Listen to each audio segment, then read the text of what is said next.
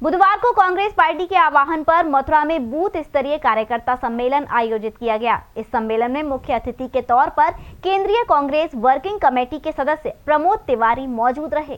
कांग्रेस के बूथ स्तरीय कार्यक्रम में शामिल होने आए प्रमोद तिवारी ने वृंदावन पहुंचकर बांके बिहारी जी के दर्शन किए। इस दौरान G9 न्यूज से खास बातचीत में प्रमोद तिवारी ने राजनेताओं को चुनावी समय में आ रहे श्री कृष्ण के सपने पर चुटकी ली और कहा कि भाजपा के एजेंडे में मथुरा भले ही हो, लेकिन मथुरा के एजेंडे में भाजपा नहीं है। मथुरा से मुख्यमंत्री योगी आदित्यनाथ के लड़ने की संभावना पर उन्होंने बताया कि वह सुरक्षित सीट चाहेंगे। मथुरा उनके लिए सुरक्षित सीट नहीं है, क्योंकि यहाँ की जनता अच्छी तरह से समझती है कि वर्तमान क्या है और भविष्य क्या है। उनके लिए सुरक्षित सीट महाराजगंज हो सकती है, अयोध्या हो सकती है, गोरखपुर हो सकती है, लेकिन मथुरा नहीं है। ऐसा मेरा सपना नहीं, लेकिन विश्वास है। मुख्यमंत्री योगी आदित्यनाथ विधानसभा चुनाव 2022 कहां से लड़ेंगे यह अभी तक साफ नहीं है, लेकिन पिछले कुछ समय से मथुरा से उनके चुनाव लड़ने की अटकलें तेज हैं। पिछले दिनों भाजपा के राज्यसभा सांसद हरनाथ सिंह यादव ने पार्टी के राष्ट्रीय अध्यक्ष JP नड्डा को पत्र लिखकर मुख्यमंत्री के मथुरा वृंदावन से चुनाव लड़ने का सुझाव दिया था। ब्रज के साधु संत भी उनके मथुरा से चुनाव लड़ने की मांग कर रहे हैं। प्रमोद तिवारी ने कहा कि वातावरण बन चुका है, चुनाव चाहे आज हो या कल, दीवार पर लिखी हुई इबादत है। भाजपा का जाना तय है और प्रियंका गांधी के नेतृत्व में कांग्रेस का आना तय है। जिस जनता का विकास होना चाहिए वह नहीं हुआ, सिर्फ भाजपा का विकास हुआ है। वहीं जब प्रमोद तिवारी से राजनेताओं को आ रहे सपनों पर बात की गई तो उन्होंने कहा कि सपने देखने पर ना कोई टैक्स है, ना कोई लाइसेंस की जरूरत है। हम सपने नहीं देखते हैं और अगर देखते हैं तो सपने पूरा करने में यकीन करते हैं। हमने सपना देखा है कि उत्तर प्रदेश को तबाही और बर्बादी से अगर बचाना है तो प्रियंका गांधी के नेतृत्व में सरकार बनाना है।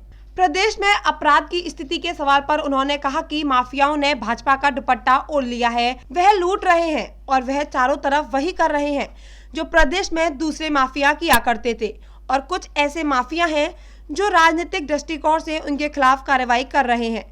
इसमें दोहराए नहीं है। उन्होंने सवाल उठाया कि यदि माफिया के खिलाफ कार्रवाई हो रही है तो फिर अपराध क्यों बढ़ रहा है। उन्होंने हाथरस, उन्नाव व लखीमपुर के मामले को लेकर भी सरकार को घेरा।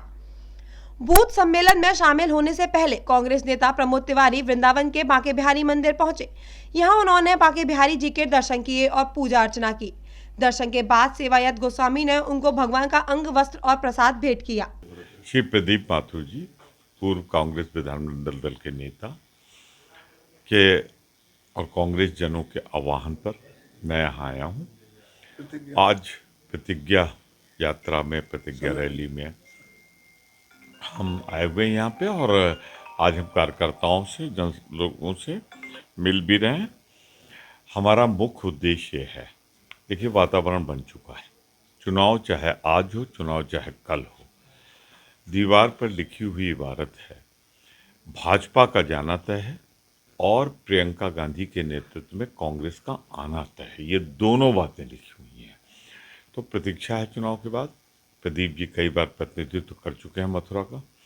जब से प्रदीप जी नहीं हैं यहाँ पे प्रतिनिधि, यहाँ का वो विकास जो जनता का विकास होना चाहिए वो नहीं हुआ, भाजपा का विकास हुआ।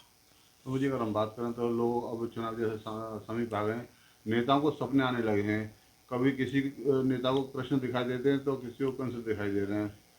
देखिए, सपने देखने पे ना कोई टैक्स है और ना किसी लाइसेंस की ज़रूरत है। भाजपा भी देख रही है, सपा भी देख रही, देखें। हम सपने नहीं देखते, हम सिर्फ सपने देखकर भूलते नहीं, हम सपने देखकर उसे पूरा करने में यकीन करते हैं, विश्वास करते हैं।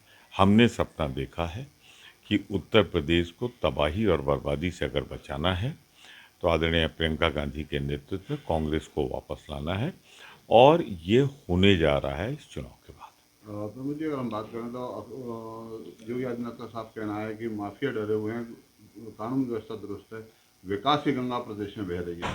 यह दो तरह के माफिया हैं। एक जिन्होंने भाजपा का दुपट्टा ओढ़ लिया है, वो लूट रहे हैं, वो चारों तरफ प्रदेश में वही कर रहे हैं जो दूसरे माफिया करते थे। और कुछ ऐसे माफिया हैं जो राजनीतिक दृष्टिकोण से उनको सुविधाजनक नहीं, उनके खिलाफ वो कार्रवाई कर रहे हैं। इसमें कोई दो राय नहीं है। दिखाते ज़्यादा हैं। मैं जानना चाहता हूँ कि अगर माफियाओं के खिलाफ कार्रवाई हो गई तो बलात्कार क्यों हो रहा है? ये हत्याएं क्यों हो रही है, ये अपराध क्यों बढ़ रहे हैं। अगर ये बढ़ रहे हैं तो इसके मतलब हाथरस की बेटी को जिंदा जलाया है, उस सरकार को बोलने का अधिकार